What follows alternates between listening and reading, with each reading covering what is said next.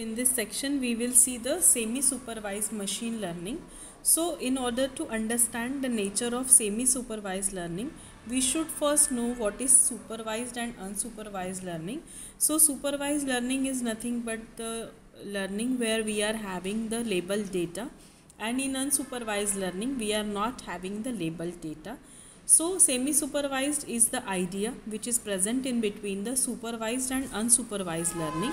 So in the example we can see over here, this top panel shows the boundary, that is nothing but decision boundary we adopt after seeing only one positive label and one negative label.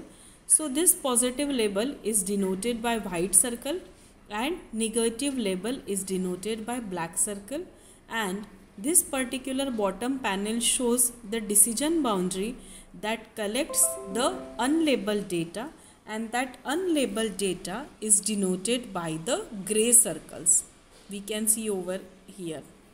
So it is denoted by the gray circles.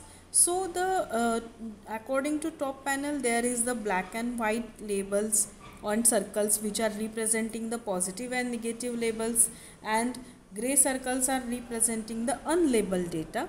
So this could be viewed as performing clustering, and then the clusters are having the labeling with the labeled data. Means we can say that clustering is there and the clustering is done according to labeling the data. So pushing the decision boundary away from the high density regions, or learning and underlying one-dimensional manifold where the data reside. So as I said, to learn this concept we should know supervised and unsupervised learning. So in supervised learning generally we are trying to estimate the density of the data, and in unsupervised learning we are generally trying to predict the data which is not known to us. So generally for supervised learning we are having two types of families, that is generative for supervised learning and discriminative algorithms. So generative algorithms generally does what? So they try to model the density by the unsupervised learning procedure, and the density is inferred by applying the Bayes theorem. Whereas in discriminative algorithm they do not try to estimate how the value of x is generated. Rather, they are trying to concentrate on the estimation of the particular value. So this is nothing about but the semi-supervised machine learning. Now we will see the semi-supervised learning. So semi-supervised learning mainly contains the standard setting of SSL, SSL with constraints, and transductive and inductive learning. So standard setting of SSL means what? SSL is nothing but semi-supervised learning. This is nothing but SSL. So standard setting of SSL, it is a halfway between supervised and unsupervised learning. So in addition to the unlabeled data, the algorithm is provided with some supervision information, but that is not applicable to all the examples. Many times the information is associated with the targets, and this is standard semi-supervised learning as investigated, because we are dividing the data points into labeled and unlabeled data.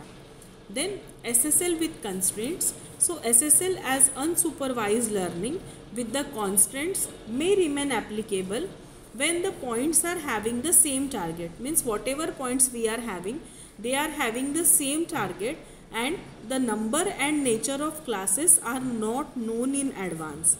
Means we are having the classes but we don't know the number and nature of classes in advance, but all the points are having the same target. That is SSL with constraints.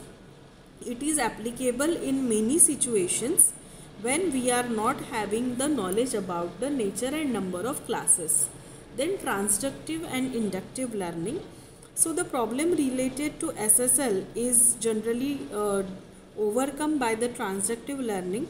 So in this, one is given the training set, which is nothing but the labeled data, and the test set, that is the unlabeled data. So the idea of transduction is what? The idea of transduction is to perform the predictions only for the test points, and this is somehow in contrast to inductive learning, where the goal is to output the prediction function.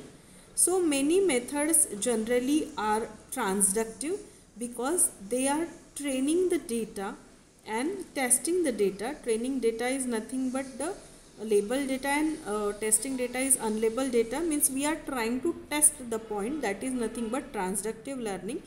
And in inductive learning, our main goal is to predict the function. That is the thing. So this is about semi supervised machine learning and semi supervised learning. In our next section we will see how we can and when we can use the semi supervised learning and how it works. Thank you.